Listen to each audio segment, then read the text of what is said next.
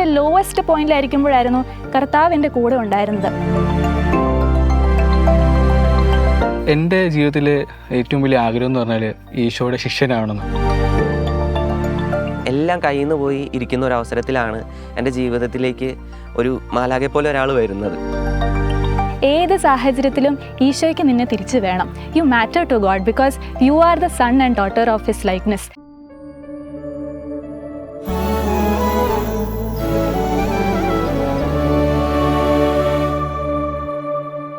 Hello, എൻ്റെ പേര് Ashley. ഞാൻ TCSൽ വർക്ക് ചെയ്യുന്ന സോഫ്റ്റ്വെയർ എഞ്ചിനീയറായിട്ട് ഞങ്ങളും ഈശോനെ എങ്ങനെ കണ്ടു എന്ന് പറയാൻ ആഗ്രഹിക്കുന്ന ഒരു സമയമാണിത്. അപ്പോൾ ഇത് പാട്രിക്, ഇത് എൽദോസ്. അപ്പോൾ ഇവർ ഇൻട്രൊഡ്യൂസ് ചെയ്യും. എൻ്റെ പേര് പാട്രിക്. എൻ്റെ സ്വദേശം എറണാകുളമാണ്. ഞാനിവിടെ ഇൻഫോ പാർക്കിൽ ഒരു കമ്പനിയിൽ സോഫ്റ്റ്വെയർ എഞ്ചിനീയറായിട്ട് വർക്ക് ചെയ്യുകയാണ്. ഞങ്ങൾ 3 പേരും ജീസസ് യൂത്ത് ഇൻഫോ പാർക്കിൻ്റെ പ്രൊഫഷണൽ മിനിസ്ട്രിയുടെ പാർട്ടായിട്ടാണ്. അപ്പോൾ ഞങ്ങളുടെ ചെറിയൊരു അനുഭവം പങ്കുവയ്ക്കാനായിട്ട്, ഈശോയായിട്ടുള്ള ഒരു വളരെ വ്യക്തിപരമായിട്ടുള്ള അനുഭവം പങ്കുവയ്ക്കാനാണ് ഞങ്ങളിവിടെ നിൽക്കുന്നത്. എൻ്റെ പേര് എൽദോസ് എന്നാണ്. എൻ്റെ വീട് ഇവിടെ എറണാകുളത്ത് തന്നെ. ഞാനിപ്പം ജെയിൻ യൂണിവേഴ്സിറ്റി കാക്കനാട് അവിടെ പഠിക്കുകയാണ്. അതിൻ്റെ കൂടെ തന്നെ ജോലിയൊക്കെ ആയിട്ട് മുന്നോട്ടേക്ക് പോകുന്നു. എൻ്റെ ജീവിതത്തിലുണ്ടായ ഒരു വ്യക്തിപരമായിട്ടുള്ള ദൈവത്തോടുള്ളൊരു അനുഭവം പങ്കുവയ്ക്കാനായിട്ടാണ് ഞാൻ നിങ്ങളുടെ മുമ്പിലായിരിക്കുന്നത്.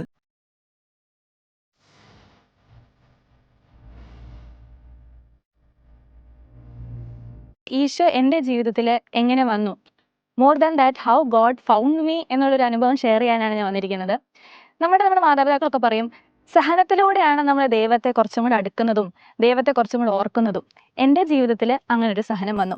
വളരെ ചെറുപ്പത്തിൽ തന്നെ എൻ്റെ അമ്മ നഷ്ടപ്പെട്ടു. ആ നഷ്ടത്തിൽ കുടുംബം മൊത്തം ദുഃഖത്തിൽ ആഴ്ന്നിരിക്കുമ്പോൾ ഒരു മൂത്ത മകളുടെയും കൂടെ ഉത്തരവാദിത്വമാണ് എനിക്ക് കിട്ടിയത്. അപ്പോൾ എൻ്റെ അനിയത്തിനെയും എൻ്റെ അപ്പച്ചനെയും കുറച്ചും കൂടെ ദൈവത്തിലൂടെ അടുപ്പിക്കാനുള്ളൊരു ഉത്തരവാദിത്തം എനിക്ക് ദൈവം തന്നു എന്നുള്ളതാണ്. അങ്ങനെയുള്ളൊരു ട്രാജഡി എൻ്റെ ലൈഫിൽ വന്നപ്പം അന്ന് വരെ കണ്ടുള്ളൊരു ഈശോനെ ആയിരുന്നില്ല ഞാനോ എൻ്റെ കുടുംബം കണ്ടുകൊണ്ടിരുന്നത്. ഈശോനെ കുറച്ചും കൂടെ ഈശോയിലേക്ക് അടുക്കുവാനും ഇനി പ്രാർത്ഥനയിൽ ആഴണം എന്നുള്ളൊരു തിരിച്ചറിവ് ആ ഒരു സഹനത്തിലൂടെയായിരുന്നു. അപ്പം സ്കൂളിൽ വെച്ചായിരുന്നു അങ്ങനൊരു സംഭവം എൻ്റെ ലൈഫിൽ നടക്കുന്നത്. അങ്ങനെ വന്നപ്പോൾ അതും 10ാം ക്ലാസ് പീക്ക് എക്സാമിൻ്റെ സമയത്താണ് അങ്ങനൊരു സഹനം ഞങ്ങളുടെ ജീവിതത്തിലോട്ട് കടന്നു വരുന്നത്. ആ ഒരു സാഹചര്യത്തിലൂടെ ശരിക്കും ഞങ്ങൾ ഒറ്റപ്പെട്ടു പോയൊരവസ്ഥ. ഞങ്ങളുടെ വളരെ വേണ്ടപ്പെട്ട ഒരാൾ ഞങ്ങളിൽ നിന്ന് അകന്നു പോയപ്പം, ഞങ്ങളിൽ നിന്ന് കർത്താവിലേക്ക് അടുത്തപ്പം ആ ദുഃഖത്തിൽ ഞങ്ങൾ ആഴ്ന്നിരിക്കുമ്പോൾ ഏറ്റവും കൂടുതൽ സഹായിച്ചത് പ്രാർത്ഥനയായിരുന്നു. പക്ഷേ അപ്പോഴും ഈശോയായിട്ടൊരു ബന്ധമുണ്ടായിരുന്നെങ്കിലും my devotion was not that strong. കർത്താവുമായിട്ട് സംസാരിക്കും, പ്രാർത്ഥിക്കും, കുർബാനയിൽ പോവും. ഒരു പക്ഷേ പരീക്ഷയുടെ സമയത്ത് ഞാൻ എൻ്റെ നിയോഗങ്ങളെ ഡംപ് ചെയ്യും. അത്രയും ഉണ്ടായിരുന്നുള്ളൊരു ബന്ധം പിന്നെ എന്നെ ഫ്ലിപ്പ് ചെയ്തത് കോളേജ് കാലഘട്ടത്തിലൂടെയായിരുന്നു. അപ്പം പുറത്ത് പഠിച്ചിരുന്ന ഞാൻ കോളേജിന് വേണ്ടി നാട്ടിലെത്തുന്നു. അവിടെയും ഞാൻ വീണ്ടും ഒറ്റപ്പെട്ടു പോവുക. എൻ്റെ സ്വഭവനത്തിൽ നിന്ന് മാറി നിന്ന് ആദ്യമായിട്ടാണ് ഞാൻ വീട്ടിൽ നിന്ന് മാറി നിന്ന് പഠിക്കാനുള്ള ഒരു കാര്യത്തിന് വേണ്ടി നാട്ടിലെത്തുന്നത്. അവിടെയും കർത്താവുമായിട്ട് വലിയ ആഴപ്പെട്ട ഒരു ബന്ധമില്ലായിരുന്നെങ്കിൽ പോലും എന്നെ കണ്ടുപിടിച്ചത് കർത്താവ് തന്നെയായിരുന്നു. ജീസസ് യൂത്ത് മൂവ്മെൻറ്റിലൂടെ അവരെന്നെ ദത്തെടുത്തു. ജീവിതത്തിലൂടെ അന്ന് വരെ കണ്ട ഒരു ഈശോയെ ആയിരുന്നില്ല പിന്നെ ജീസസ് യൂത്തോടെ പോയത്. നമ്മൾ ഒരു പക്ഷേ ഈശോനെ കാണുന്നത് വളരെ ഭയഭക്തി ബഹുമാനത്തോടെ ഹെവനിലിരിക്കുന്ന ഒരു ഗോഡ്ലി പെഡസ്റ്റലിനാണ് ഈശോനെ കാണുന്നത്. പക്ഷേ ജീസസ് യൂത്ത് മൂവ്മെൻറ്റിലൂടെ അവർ പഠിപ്പിച്ചത് ഈശോ നമ്മളിൽ ഒരാളാണ്. നമ്മളെപ്പോലെ ഡാൻസ് കളിക്കുകയും പാട്ടുപാടുകയും നമ്മുടെ എല്ലാ കാര്യങ്ങളും അറിയുകയും ചെയ്യുന്നൊരു വ്യക്തിയായിട്ട് ഈശോ എൻ്റെ മുന്നിൽ പ്രത്യക്ഷപ്പെട്ടപ്പോൾ അന്ന് ഞാൻ നേടിയിരുന്നൊരു ഭക്തിയായിരുന്നില്ല പിന്നെ എനിക്ക് ജീസസ് യൂത്തിലൂടെ ഉണ്ടായത്. അതുപോലെ തന്നെ കോളേജിൽ ആ ഒരു ഈശോനെ കണ്ടുപിടിച്ചുകൊണ്ട് എനിക്ക് ഒരു സാഹചര്യത്തിൽ പോലും ഈശോനെ ഇല്ലാതെ പറ്റില്ല എന്നുള്ളൊരു തിരിച്ചറിവ് എനിക്കുണ്ടായി. എനിക്കെന്നും കുർബാനയ്ക്ക് പോകാൻ പറ്റി, എനിക്കെന്നും പരീക്ഷയ്ക്ക് ഈശോയുടെ അടുത്തിരുന്ന് പഠിക്കാൻ പറ്റി. ജീസസ് യൂത്ത് മൂവ്മെൻറ്റിലൂടെ വളരെ ആക്റ്റീവായി. എൻ്റെ കോളേജ് ലൈഫിൽ എൻ്റെ കുടുംബാംഗങ്ങളില്ലെങ്കിൽ പോലും എനിക്ക് ഈശോയുടെ ഒരു പ്രസൻസും ജീസസ് യൂത്തിൻ്റെ ഒരു ഫെലോഷിപ്പ് ഉള്ളത് കൊണ്ട് തന്നെ എൻ്റെ കോളേജ് ലൈഫ് വളരെ ബ്യൂട്ടിഫുൾ ആയിട്ട് തന്നെ നീങ്ങി. ഏതൊരു സാഹചര്യത്തിലൂടെയും ഏതൊരു സഹനത്തിലൂടെയും കർത്താവിലേക്ക് കൂടുതൽ അടുക്കുവാൻ ജീസസ് യൂത്ത് മൂവ്മെൻറ്റ് എന്നെ ഒരുപാട് സഹായിച്ചു.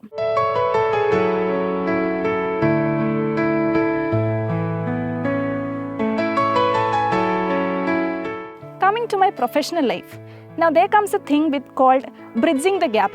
ആ bridging the gap അഭാവത്തിലൂടെ എനിക്ക് ചിലപ്പോൾ ഈശോയിൽ നിന്ന് വലിയേണ്ട ഒരു സാഹചര്യം ഉണ്ടായി, ഈശോയിൽ നിന്ന് മാറി നിൽക്കേണ്ട ഒരു സാഹചര്യം ഉണ്ടായി. ഞാൻ എൻ്റെ ജോലിനെയും എൻ്റെ ഒരു ടൈം ഷെഡ്യൂളിനെയും കുറ്റം പറഞ്ഞ് പണ്ടുണ്ടായിരുന്നൊരു ഭക്തി ആയിരുന്നില്ല പിന്നെ കോർപ്പറേറ്റ് ലൈഫിലോട്ട് പോകുമ്പോൾ. ഒരുപക്ഷെ എല്ലാ യുവജനങ്ങളും നേരിട്ടുകൊണ്ടിരിക്കുന്നതാ. കോളേജിൻ്റെ ഒരു സുരക്ഷിതത്വത്തിൽ നിന്നും ആ ഒരു സെക്യൂരിറ്റിയിൽ നിന്നും നമ്മൾ മാറുമ്പോൾ നമ്മൾ പിന്നെ വീണ്ടും ആ 100 ആട്ടിൻകുഞ്ഞിൽ ഒരു കുഞ്ഞായി മാറും. കർത്താവിലേക്ക് നമ്മൾ വീണ്ടും അടുക്കാൻ ശ്രമിക്കുമ്പോൾ പോലും നമ്മൾ നമ്മുടെ ജോലിനെ കുറ്റം പറയും. പക്ഷേ ഞാൻ എൻ്റെ കാര്യം കർത്താവിൻ്റെ അടുത്ത് അർപ്പിച്ചു. ഈശോയെ, എനിക്ക് വീണ്ടും ഇതിലോട്ട് അടുക്കണം, എനിക്ക് വീണ്ടും നിന്നെ വേണം എന്നുള്ള പ്രാർത്ഥന മാത്രമേ ഉണ്ടായിരുന്നുള്ളൂ. But my father found me again. ആ ഒരു ആദ്യ കാലഘട്ടത്തിൽ ജീസസ് യൂത്ത് മൂവ്മെൻറ്റിൽ നിന്ന് മാറ്റി വന്നപ്പോൾ 2ാമത്തെ വർഷം എൻ്റെ ജൂനിയർ ആയിരുന്നു. വീണ്ടും എൻ്റെ അടുത്ത് വന്നിട്ട് പറഞ്ഞു, ചേച്ചി കോളേജിൽ ഭയങ്കര ആക്റ്റീവ് ആയിരുന്നില്ലേ, നമുക്കിത് വീണ്ടും തുടങ്ങണ്ടേ. അങ്ങനെയാണ് ആ ഒരു ജൂനിയറിൻ്റെ സഹായത്തോടെ ഒരു സീനിയർ വീണ്ടും ജീസസ് യൂത്ത് മൂവ്മെൻറ്റിൽ ആക്റ്റീവായി മാറുന്നത്. ഇപ്പോൾ ഞാൻ ജീസസ് യൂത്തിൻ്റെ കോർ കൗൺസിലിൽ തന്നെ ഉണ്ട്. അപ്പോഴും നമ്മുടെ ആ ഒരു ഈശോ ആയിട്ടുള്ളൊരു അടുപ്പം കുറയാം, വെല്ലുവിളിക്കപ്പെടാം. ചിലപ്പോൾ നമുക്ക് പല സാഹചര്യങ്ങളിൽ തോന്നും എൻ്റെ വിശ്വാസം ചോർന്നു പോയിക്കൊണ്ടിരിക്കുകയായിരുന്നെന്ന്. പ്രത്യേകിച്ച് യുവജനങ്ങൾ ഈ ഒരു സമയത്ത് നിൽക്കുമ്പോൾ the most thing they are facing is the faith gets drained. അതായത് നമ്മൾ കോർപ്പറേറ്റ് ലൈഫിൽ നിൽക്കുമ്പോൾ പല സാഹചര്യങ്ങളിലൂടെ നമ്മൾ കടന്നു പോകും. ചിലപ്പോൾ ഒരു സാഹചര്യത്തിലൂടെ നമ്മുടെ ജോലി നഷ്ടപ്പെട്ടേക്കാം, നമുക്ക് ആഗ്രഹിച്ചൊരു സാലറി കിട്ടുന്നില്ലായിരിക്കാം, അല്ലെങ്കിൽ ലീഡർഷിപ്പായിട്ടുള്ളൊരു തർക്കമായിരിക്കാം. ആ ഒരു കാര്യങ്ങളോട് ഞാനും പേഴ്സണലി കടന്നു പോയിട്ടുണ്ട്, വളരെ സങ്കടപ്പെട്ടിട്ടുണ്ട്. എനിക്ക് ഈ ജോലി പറ്റുന്നില്ല എന്ന് പറഞ്ഞ് ഞാൻ കരഞ്ഞിട്ടുണ്ട്, രാത്രികൾ ഞാൻ ചിലവഴിച്ചിട്ടുണ്ട്, പ്രാർത്ഥിക്കാതിരുന്നിട്ടുണ്ട്. പക്ഷെ അവിടെയും ദൈവം എൻ്റെ തൊട്ടടുത്ത് തന്നെ ഉണ്ടായിരുന്നു. നമ്മളിങ്ങനെ ഒന്ന് ആലോചിച്ചാൽ മതി, ഇപ്പം നമ്മുടെ ഒരു അനിയത്തിയോ അല്ലെങ്കിൽ നമ്മുടെ മക്കളോ ഏറ്റവും കൂടുതൽ രോഗാവസ്ഥയിലായിരിക്കുമ്പോൾ ഒരുപക്ഷെ ആ ഒരു സമയത്തായിരിക്കും നമ്മൾ അവരുടെ കൂടെ ഏറ്റവും അടുത്തായി നിൽക്കുക. ആ രോഗം മാറുന്നവരെ ആ കുട്ടിയുടെ അടുത്ത് അവരുടെ മാതാപിതാക്കൾ കാണും. Same thing was with me. ഞാൻ എൻ്റെ ലോവസ്റ്റ് പോയിന്റിലായിരിക്കുമ്പോഴായിരുന്നു കർത്താവ് എൻ്റെ കൂടെ ഉണ്ടായിരുന്നത്. എൻ്റെ ഫെയ്ത്ത് ഏറ്റവും കൂടുതൽ പരീക്ഷയിൽപ്പെട്ടപ്പോൾ തന്നെയും കർത്താവ് എൻ്റെ കൂടെ തന്നെ ഉണ്ടായിരുന്നു. God was there when I was in my lowest. അവിടുന്ന് അരുളി ചെയ്ത പോലെ ഞാൻ നിന്നെ കണ്ടിരുന്നു, നിന്റെ കണ്ണീര് ഞാൻ കണ്ടിരുന്നു, നിന്നെ ഞാൻ അറിഞ്ഞിരുന്നു, നിനക്കായുള്ളൊരു പദ്ധതി ഞാൻ ഓൾറെഡി വിഭാവനം ചെയ്ത് കഴിഞ്ഞു. നമ്മൾ പല ചാലഞ്ചസും ഫേസ് ചെയ്യാറുണ്ട്. ഇപ്പം ചെറുപ്പത്തിൽ തന്നെ എനിക്കൊരു സഹനം വന്നപ്പോൾ, ആ ഒരു അഭാവം വന്നപ്പോൾ എൻ്റെ മനസ്സിലോട്ടൊരു പോസിറ്റീവ് ഔട്ട്ലുക്ക് ഉണ്ട്. എനിക്ക് അല്ലെങ്കിൽ ഞങ്ങൾക്ക് സ്വർഗത്തിലൊരു പേഴ്സണൽ മധ്യസ്ഥയുണ്ട്. അത് പറയുന്നത് പോലെ മരിച്ചവരായിരിക്കും നമുക്ക് വേണ്ടി ഏറ്റവും കൂടുതൽ മധ്യസ്ഥം വഹിക്കാം. എനിക്കെൻ്റെ സ്വന്തം അമ്മയോട് തന്നെ ആ മധ്യസ്ഥം യാചിക്കാം. അങ്ങനെ ആ ഒരു കാര്യത്തെ ചിന്തിച്ചാൽ മതി. എവറി സഫറിങ് നമ്മൾ ഫ്ലിപ്പ് ചെയ്യുമ്പോഴത്തേക്കും അതൊരു നന്മയിലോട്ടാണ് ഭവിക്കുന്നത്. നമ്മുടെ കുറവുകൾ നിറവുകളാകുന്നത് കർത്താവിൻ്റെ ഒരു ഇടപെടൽ ഉണ്ടാകുമ്പോഴാണ്. അപ്പോൾ കോർപ്പറേറ്റ് ലൈഫിൽ ഞാൻ പല ദിവസങ്ങളായിട്ട് ജോലി പോകാതിരുന്നിട്ടുണ്ട്, അതിൽ നിന്ന് അവധി എടുത്തിരുന്നിട്ടുണ്ട്, എനിക്ക് കോൾസ് ഒന്നും എടുക്കാൻ പറ്റാത്ത അവസ്ഥ ഉണ്ടായിട്ടുണ്ട്. പക്ഷേ ദൈവത്തിൻ്റെ ഒരു ഇടപെടൽ എപ്പോഴും എൻ്റെ കൂടെ തന്നെ ഉണ്ടായിരുന്നു എന്നുള്ളതാണ്. എന്നെ ഹെൽപ്പ് ചെയ്യാൻ എൻ്റെ ജീസസ് യൂത്ത് കമ്മ്യൂണിറ്റി ഉണ്ടായിരുന്നു.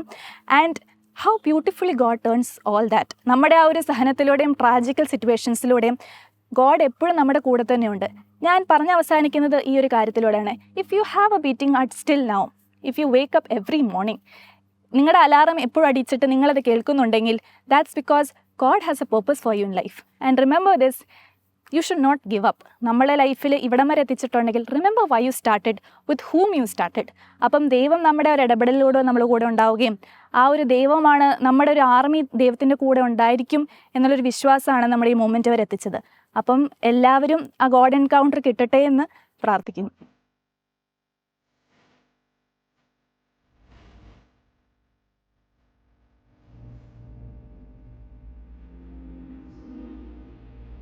എൻ്റെ ജീവിതത്തിൽ ഈശോ വളരെ അടുത്തിരുന്ന് ടച്ച് ചെയ്ത കുറച്ച് അനുഭവങ്ങൾ പറയാനായിട്ടാണ് ഞാൻ ഇവിടെ നിൽക്കുന്നത്. അപ്പം എൻ്റെ കുടുംബത്തിൽ നിന്ന് തുടങ്ങാം. എൻ്റെ കുടുംബത്തിൽ അപ്പൻ, അമ്മ, പിന്നെ അനിയത്തി, ഒരു ചെറിയ അനിയനും ഉണ്ട്. ഞങ്ങളൊരു 5 പേര് അടങ്ങുന്ന ഒരു കുടുംബമാണ്. അപ്പോൾ കുഞ്ഞുനാൾ മുതലേ ഈശോയായിട്ടുള്ള ഒരു വ്യക്തിപരമായ ബന്ധം ഉണ്ടായിരുന്നു. എപ്പോഴും പ്രാർത്ഥന, റോസറി ആണെങ്കിലും ചൊല്ലുമായിരുന്നു. എൻ്റെ അമ്മച്ചിയൊക്കെ ആണെങ്കിൽ പപ്പയുടെ അമ്മ കുഞ്ഞുനാൾ കുറേ കാര്യങ്ങൾ കുർബാനയെക്കുറിച്ചും കൊന്തയെക്കുറിച്ചും മാതാവിനെക്കുറിച്ചും പല വിശുദ്ധന്മാരെക്കുറിച്ചൊക്കെ പറഞ്ഞിട്ടുണ്ട്.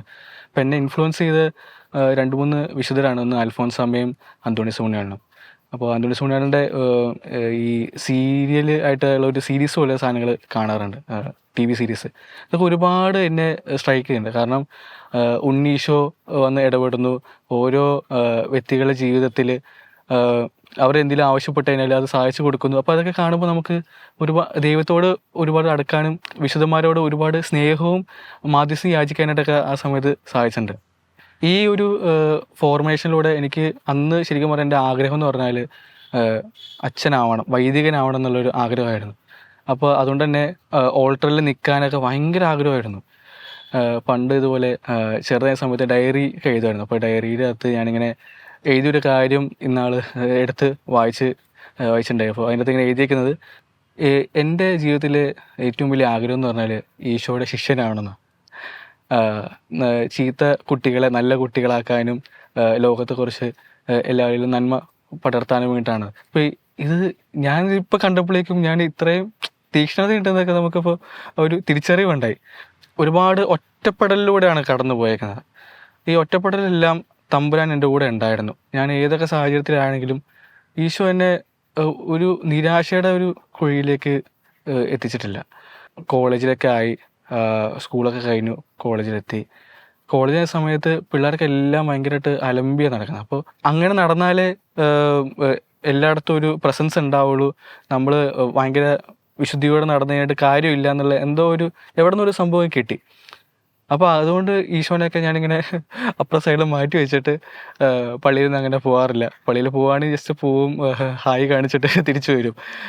പക്ഷേ ഈശോ ആയിട്ടുള്ള ഒരു ക്ലോസ് ബന്ധമൊന്നും പിന്നെ ആ ഒരു കാലഘട്ടത്തിലൊന്നും ഉണ്ടായിട്ടില്ല. പക്ഷേ തമ്പുരാൻ ഉടനീളമായിട്ട് എൻ്റെ കൂടെ ഉണ്ടായിരുന്നു. ജോലിക്കൊക്കെ ബുദ്ധിമുട്ടിയിരിക്കുന്ന സമയത്ത് എനിക്ക് തമ്പുരാൻ പ്ലേസ്മെൻറ്റ് തരുന്നു അപ്രതീക്ഷിതമായിട്ട്. അത് ബൈ ഗോഡ്സ് ഗ്രേസ്. പിന്നെ അതുപോലെ തന്നെ പോളി കഴിഞ്ഞ് കോളേജിലേക്ക് കയറാനായിട്ട് ചുമ്മാ ലെറ്റ് എക്സാം പോയി എഴുതിയതാണ്. അത് പോയി എക്സാമൊക്കെ കിട്ടി. അപ്പോൾ ജോലിക്ക് കയറി കഴിഞ്ഞ് അപ്പോൾ ഇതേ ഒരു പാത തന്നെയാണ്. വിശ്വാസമുണ്ട്, പക്ഷെ എന്നാലും എൻ്റെ ഓൺ ഫോം ഓഫ് സ്പിരിച്വാലിറ്റിയാണ് കൊണ്ടുപോയത്. കുർബാനയിലും ചോദ്യം ചെയ്യാനൊക്കെ തുടങ്ങി. അച്ഛന്മാർ സിസ്റ്റർമാരൊക്കെ അങ്ങനെ വലിയ താല്പര്യമില്ലാത്ത കൂട്ടത്തിലൊക്കെ ആയിരുന്നു. കാരണം ഈശോനെ പേഴ്സണലായിട്ടുള്ളൊരു പ്രാർത്ഥന പോലെ എന്തിനാണ് ഒരു റിലീജിയസ് ഇത് ഫോളോ ചെയ്യുന്നതൊരു എല്ലാവർക്കും ഉണ്ടാകുന്ന ഒരു അതേ ചിന്ത തന്നെയാണ് എനിക്കും ഉണ്ടായിരുന്നത്. പക്ഷേ കുറേ കഴിഞ്ഞപ്പോഴേക്കും തമ്പുരാൻ എൻ്റെ കൂടെ ഇല്ലാണ്ടിരുന്ന സമയത്ത് ഒരുപാട് വ്യക്തിപരമായ കുറേ പ്രശ്നങ്ങളിലൂടെ കടന്നുപോയി. ബന്ധങ്ങളിലായാലും സാമ്പത്തികമായിട്ടാണെങ്കിലും പലവിധ പ്രശ്നത്തിലൂടെ കടന്നു പോയുണ്ട്. അപ്പോൾ ഒരു പോയിന്റ് എത്തിയപ്പോഴേക്കും ഇങ്ങനെ തുടർച്ചയായിട്ട് കുറേ തകർച്ചകൾ ഇങ്ങനെ വന്നുകൊണ്ടിരിക്കുക. അപ്പോൾ ഞാനിങ്ങനെ ആലോചിച്ചത് ഇതിൻ്റെ എല്ലാത്തിൻ്റെ റൂട്ട് കോസ് എന്താണ്. അപ്പോൾ എന്തുകൊണ്ട് ഞാൻ ലെൻറ്റിൻ്റെ മുന്നോടിയായിട്ട് കുമ്പസാരിക്കാൻ പോയി. കുമ്പസാരിച്ച് കഴിഞ്ഞപ്പോഴേക്കും അവിടുത്തെ അച്ഛൻ്റെ പിന്നെയാണ് അറിയുന്നത് എൻ്റെ ഒരു അകന്നൊരു കസിനച്ഛനാണെന്ന്. അപ്പോൾ അച്ഛൻ ഇങ്ങനെ എൻ്റെ അടുത്ത് പറഞ്ഞു, എടാ എല്ലാത്തിൻ്റെയും പ്രശ്നത്തിൻ്റെ ഉറവിടം നീയാണ്, നിൻ്റെ ഉള്ളിലെ സ്നേഹമില്ലായ്മയാണ്. അപ്പോൾ എൻ്റെ ഈ സ്നേഹം ഉള്ളിലുള്ള സ്നേഹത്തെ ഞാൻ എങ്ങനെ കൊണ്ടുവരും, തിരിച്ചെങ്ങനെ കൊണ്ടുവരും. ഞാനിപ്പോൾ സ്നേഹത്തെ അന്വേഷിച്ച് തുടങ്ങി അങ്ങനെ അവസാനം എത്തിപ്പെട്ട ഒരു ഏരിയയാണ് ജീസസ് യൂത്ത്. അപ്പോൾ ഞാൻ ജീസസ് യൂത്തിലെ ഓരോ ആൾക്കാരെ കണ്ടുപിടിക്കായിരുന്നു. അവർ കുർബാനയ്ക്ക് പോകുന്നതും കുമ്പസാരമൊക്കെ ആണെങ്കിലും ആഴ്ചയിൽ കുമ്പസാരിക്കണം എന്നൊക്കെ അവർ പറഞ്ഞു. അപ്പോൾ ഞാൻ ആഴ്ചയിൽ കുമ്പസാരിക്കണം, ആണ്ടിലൊരിക്കലും കുമ്പസാരിക്കാത്ത ഞാനന്ന് ആഴ്ചയിൽ കുമ്പസാരിക്കാൻ തുടങ്ങി. കുർബാനയ്ക്കാണെങ്കിലും ആഴ്ചയിൽ ഒരു തവണ പള്ളിയിൽ പോകുന്ന രണ്ടാക്കി, പിന്നെ അത് 3 ആക്കി, അങ്ങനെ എക്സിറ്റ് ഇപ്പോൾ എല്ലാ ദിവസവും പള്ളിയിൽ പോകുന്ന രീതിയിലാക്കി. അങ്ങനെ അത് ശരിക്കും പറഞ്ഞാൽ സ്നേഹം കണ്ടുപിടിക്കാനായിട്ട് ദൈവൻ്റെ അടുത്ത് സംസാരിച്ചായിരുന്നു ഒരു വട്ടം. ഇതെല്ലാം ഇങ്ങനെ തകർന്ന് തരിപ്പണമായിരിക്കുന്ന അവസ്ഥയിൽ ഈശോൻ്റെ അടുത്ത് പറഞ്ഞു, എടാ ഞാനില്ലാണ്ട് നിനക്ക് എന്തിനും ചെയ്യാൻ പറ്റുമോ? അപ്പോൾ നീ എന്നെയല്ലേ നീ ആദ്യം അന്വേഷിക്കേണ്ടത്. ഞാൻ എൻ്റെ കഴിവ് കൊണ്ട് ചെയ്തെടുക്കാൻ പറ്റുന്ന രീതിയിലാണ് ഞാൻ എല്ലാം മുന്നോട്ട് പോയിക്കൊണ്ടിരുന്നത്. ഈ ഈശോ നീ എൻ്റെ അടുത്ത് എന്താ വരാത്ത എന്നുള്ളൊരു ചോദ്യത്തിൽ ഞാൻ ഈശോയെ തപ്പിപ്പോയതാണ്. എടച്ചിറ ഞങ്ങൾ പള്ളിയിലാണ് ജിസുദിന് കുർബാന വെച്ചേക്കുന്നത്. അപ്പോൾ വ്യാഴാഴ്ചകൾ എപ്പോഴും കുർബാനയുണ്ട്. കുർബാനയ്ക്ക് പോയായിരുന്നു. കുർബാനയ്ക്ക് പോകുന്ന ഒരു ദിവസം ഈശോയുടെ അടുത്ത് ഞാൻ പറഞ്ഞു, ഈശോ നീ എൻ്റെ ഉള്ളിൽ വരണം. ഒരുപാട് ഞാൻ പ്രാർത്ഥിച്ചു. അന്ന് ആ നിമിഷം ഈശോ ശരിക്കും പറഞ്ഞാൽ ഞാൻ കുർബാന സ്വീകരിച്ച് അവിടെ നിന്ന് ഇറങ്ങിയ സമയത്ത് ഒരു വല്ലാത്തൊരു സമാധാനം. ഞാൻ പറയുകയാണല്ലോ, ഇന്നേ ദിവസം വരെ എല്ലാ ദിവസവും കുർബാന സ്വീകരിക്കുമ്പോഴേക്കും എനിക്ക് ആ ഉള്ളിലെ സമാധാനമുണ്ട്. ഞാൻ കുർബാന സ്വീകരിച്ച് കഴിയുമ്പോഴേക്കും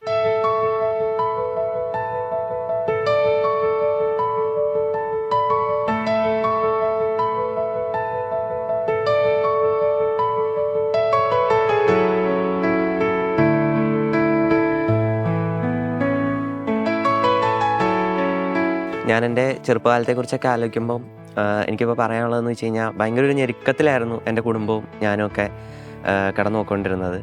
പലപ്പോഴും ഞാനിങ്ങനെ ഒറ്റപ്പെട്ടിരിക്കുന്ന സാഹചര്യങ്ങൾ ഉണ്ടായിട്ടുണ്ട്. എൻ്റെ പപ്പ പുറത്തായിരുന്നു, അമ്മ ജോലിക്ക് പോവും. അപ്പം പഠിത്തത്തെക്കുറിച്ച് പറയുകയാണെങ്കിൽ ഞാൻ പഠിച്ച സ്കൂളിൽ ആര് തോക്കുമെന്ന് ടീച്ചർമാർക്ക് ഉറപ്പായിരുന്നു. കാരണം അത്രയും മോശമായിട്ടാണ് ഞാൻ പഠിച്ചുകൊണ്ടിരുന്നത്. എനിക്ക് തന്നെ പഠിക്കാനുള്ള ഒരു തോന്നലോ അങ്ങനെ ഒന്നുമില്ല. പക്ഷെ ഒരു കാര്യം അറിയാം, എൻ്റെ അപ്പനെ അമ്മേനെ എനിക്ക് സന്തോഷിപ്പിക്കണമെങ്കിൽ ഈ പഠിത്തത്തിലൂടെ എനിക്ക് എന്തെങ്കിലുമൊക്കെ ആവണമെന്നുള്ളൊരു തോട്ട് അന്നോട്ട് എൻ്റെ മനസ്സിലുണ്ട്. പക്ഷെ എനിക്കതൊന്നും ചെയ്യാൻ പറ്റുന്നുണ്ടായിരുന്നില്ല. അപ്പോൾ ഓരോ എക്സാം കഴിയുമ്പോഴും ഞാൻ ആഗ്രഹിക്കും എങ്ങനെയെങ്കിലും ഒന്ന് പാസ്സായിരുന്നെങ്കിൽ എന്നൊക്കെ. പക്ഷേ വീണ്ടും തോൽവികൾ ഇങ്ങനെ നിരന്തരമായിട്ട് വന്നുകൊണ്ടിരിക്കുകയായിരുന്നു. പക്ഷേ സംഹൗ ടീച്ചർമാരൊക്കെ നല്ലപോലെ നിൽക്കുന്നതുകൊണ്ടൊക്കെ ഈ റെക്കമെൻഡഡ് പ്രൊമോഷൻ എന്ന് പറയുന്നൊരു സാധനമുണ്ട്. അതുവഴിയാണ് പല ക്ലാസ്സുകളും ഞാൻ കയറിപ്പോയത്. അത് കഴിഞ്ഞ് 10th എത്തി. 10th ഞാനിങ്ങനെ പാസ്സായി, ജസ്റ്റ് ഒന്ന് പാസ്സായി അടുത്തൊരു ഇതിനകത്തേക്ക് പോയി. +1 +2 അതിനകത്തേക്ക് പോയി.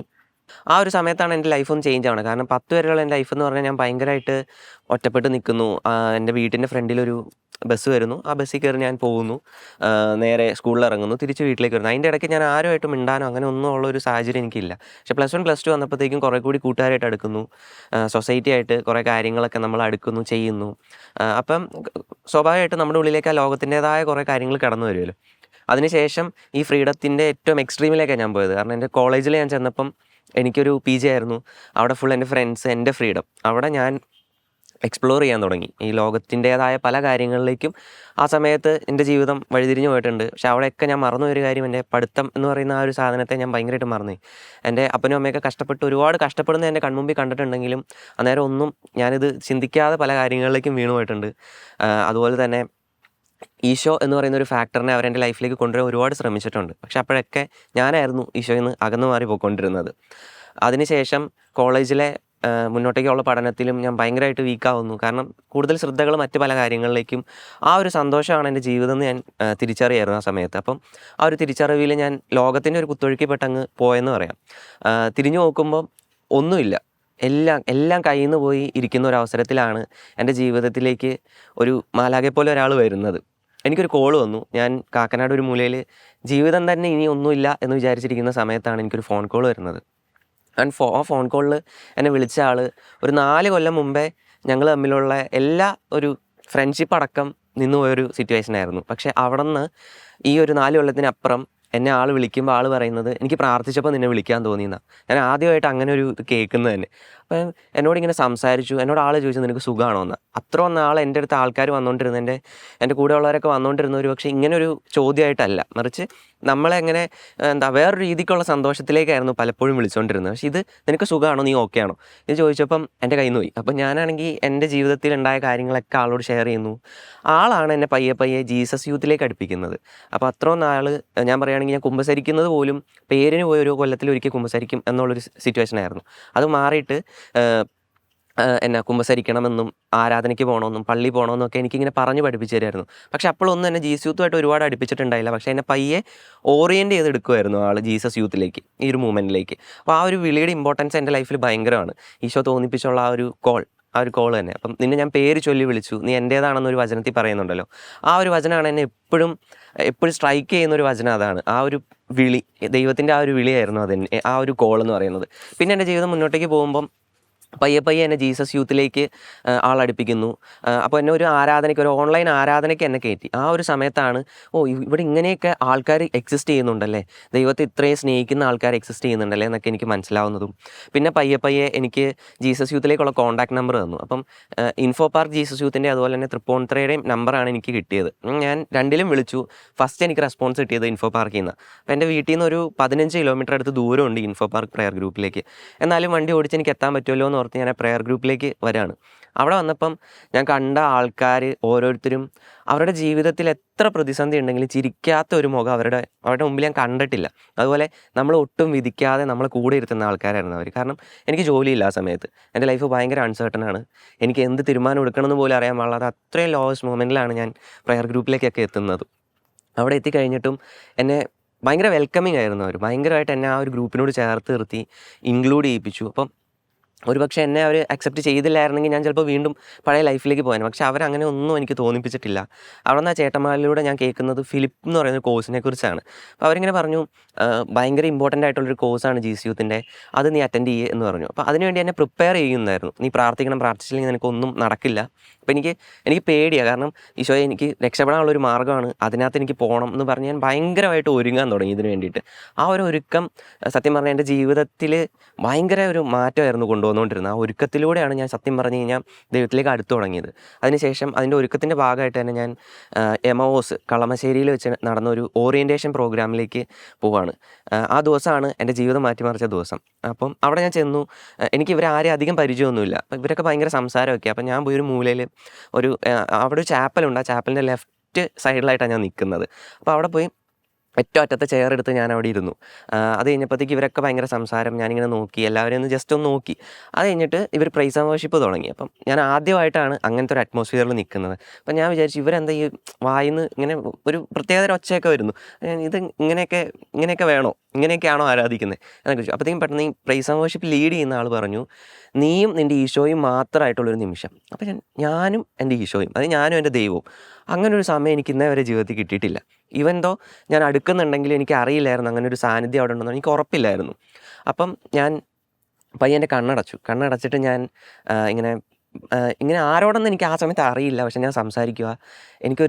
എനിക്ക് കുറേ പ്രശ്നങ്ങളുണ്ട്, ഒരുപാട് കുറവുകളുണ്ട്, ഞാൻ ഒരുപാട് തെറ്റ് ചെയ്ത ആളാണ്, നിന്നിൽ നിന്ന് ഒരുപാട് അകന്നു പോയെന്നൊക്കെ എനിക്കറിയാം. പക്ഷേ എനിക്കൊന്ന് എന്തെങ്കിലുമൊക്കെ ഒന്ന് കിട്ടണം എന്നുള്ളൊരു അവസ്ഥയിലേക്ക് ഞാൻ വരുന്നു. അപ്പോൾ എനിക്ക് ഭയങ്കര ഒരു സമാധാനം ഫീൽ ചെയ്യുക.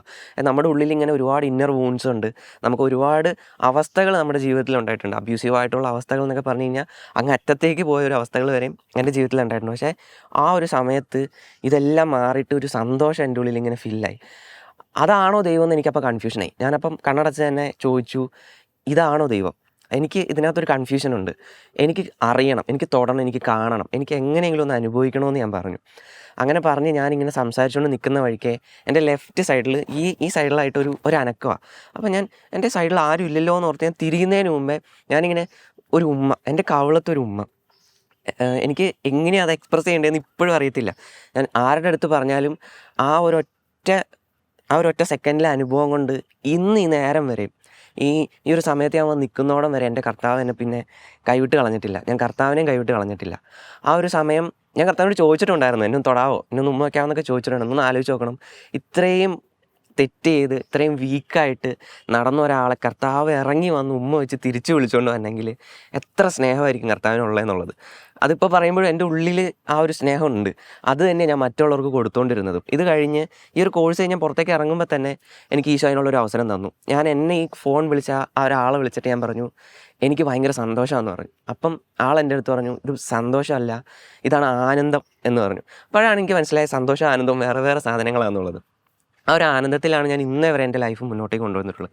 ഒരു അനുഭവം അതിന് ശേഷം എനിക്ക് ഉണ്ടായെന്ന് പറഞ്ഞു കഴിഞ്ഞാൽ, എനിക്ക് അറിയാവുന്നൊരു കുട്ടി, വളരെ തകർന്നിരിക്കുന്ന ഒരു അവസ്ഥയിലേക്ക് പോയിക്കൊണ്ടിരിക്കുന്ന ഒരു കുട്ടിയായിരുന്നു. ഞാൻ ഈ ഒരു ഫിലിപ്പോസിനൊക്കെ ശേഷം ആളെ വിളിച്ചിട്ട് എൻ്റെ അനുഭവം വെറുതെ പറഞ്ഞു, ജസ്റ്റ് ഒരു ഷെയറിങ് പറഞ്ഞു. ആ ആളുടെ ഉള്ളിൽ ഫുൾ തോട്ട്സ് കാരണം ഉറങ്ങാൻ പോലും പറ്റാതിരിക്കുന്ന ഒരാൾ എൻ്റെ അടുത്ത് തിരിച്ചു പറയുക, എനിക്കൊന്ന് കിടന്ന് ഉറങ്ങണം, എൻ്റെ മനസ്സിലിപ്പോൾ ഒന്നുമില്ല, എനിക്ക് സമാധാനമായെന്ന്. അപ്പോൾ എനിക്ക് മനസ്സിലായി എൻ്റെ ഉള്ളിലേക്ക് വന്ന ഈശോയെ ഇതേപോലെ എനിക്ക് ഒരുപാട് പേരിലേക്ക് കൊടുക്കാൻ പറ്റുമെന്നുള്ളത്. ഈ ഒരു ബോധ്യമാണ് മിനിസ്ട്രിയിലേക്കൊക്കെ, പ്രൊഫഷണൽ മിനിസ്ട്രിയിലേക്ക് വരുമ്പോഴും ജീസ് യൂത്തിലേക്ക് വരുമ്പോഴും എന്നെ നയിച്ചുകൊണ്ടിരുന്നത്. ഇന്ന് കർത്താവിന് വേണ്ടി ഒരുപാട് സ്ഥലങ്ങളിൽ ഓടി നടന്ന് ഈശോയ്ക്ക് വേണ്ടി ഈശോയെക്കുറിച്ച് പറഞ്ഞു കൊടുക്കാനൊക്കെ പറ്റുമ്പോഴും ഞാൻ ആ ഒരു സമാധാനം മറ്റുള്ളവർക്ക് കിട്ടണമെന്നാണ് പ്രാർത്ഥിക്കുന്നത്. ഈശോ എവിഡൻ്റായിട്ട് കാട്ടി തന്നിട്ടുണ്ട് എന്തൊക്കെയാണ് നമ്മുടെ ആ ഓരോ അനുഭവത്തിലും നമ്മൾ സഹിച്ച വേദനയിലൊക്കെ കർത്താവ് നമ്മളെ ഇങ്ങനെ ചേർത്ത് പിടിച്ചതിൻ്റെ ഒരു ഗുണമായിട്ട് നമ്മുടെ മുമ്പിൽ ഒരുപാട് ആളുകൾ ഇന്ന് ഈശോയെ അനുഭവിക്കുന്നു. നമ്മുടെ ആ ഒരു ഷെയറിങ്ങിലൂടെ നമ്മൾ പ്രാർത്ഥിക്കുമ്പോൾ, അല്ലെങ്കിൽ നമ്മുടെ ഓരോ അനുഭവത്തിലും കർത്താവ് ഒളിപ്പിച്ചു വെച്ചത് അവൻ്റെ വലിയ കൃപയും സ്നേഹമായിരുന്നു.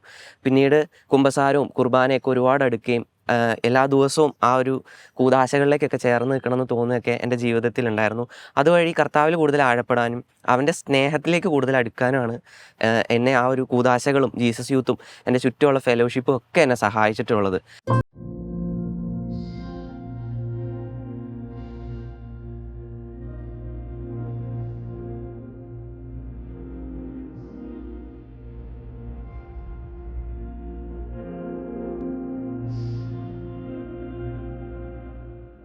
അപ്പം ഞങ്ങളുടെ വ്യക്തി ജീവിതത്തിൽ ഈശോ എങ്ങനെയായിരുന്നു ഞങ്ങൾ കണ്ടുപിടിച്ചതും ഞങ്ങളുടെ ഏറ്റവും നിരാശപ്പെട്ട ഒരു സമയത്ത് ഈശോ ഞങ്ങൾ എങ്ങനെ കൂട്ടിക്കൊണ്ടു പോയതും ഉള്ളൊരു കഥയാണ് നിങ്ങൾ എല്ലാവരും കേട്ടത്.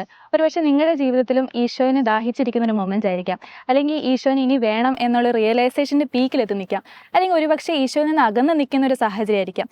ഏത് സാഹചര്യത്തിലും ഈശോയ്ക്ക് നിന്നെ തിരിച്ചു വേണം. You matter to God because you are the son and daughter of his likeness. അപ്പോൾ ആ ഒരു റിയലൈസേഷൻ നമ്മുടെ വ്യക്തിപരമായ ജീവിതത്തിലും നമ്മൾ ചെയ്യുന്ന ജോലി മേഖല മേഖലകളിലും നമ്മൾ ബന്ധപ്പെട്ടിരിക്കുന്ന എല്ലാവരുമായിട്ട് ഈശോനെ കൊണ്ടുവരാനുള്ള ആ ഒരു തുറവി നമ്മളെല്ലാവരുടെയും മനസ്സിൽ വേണം.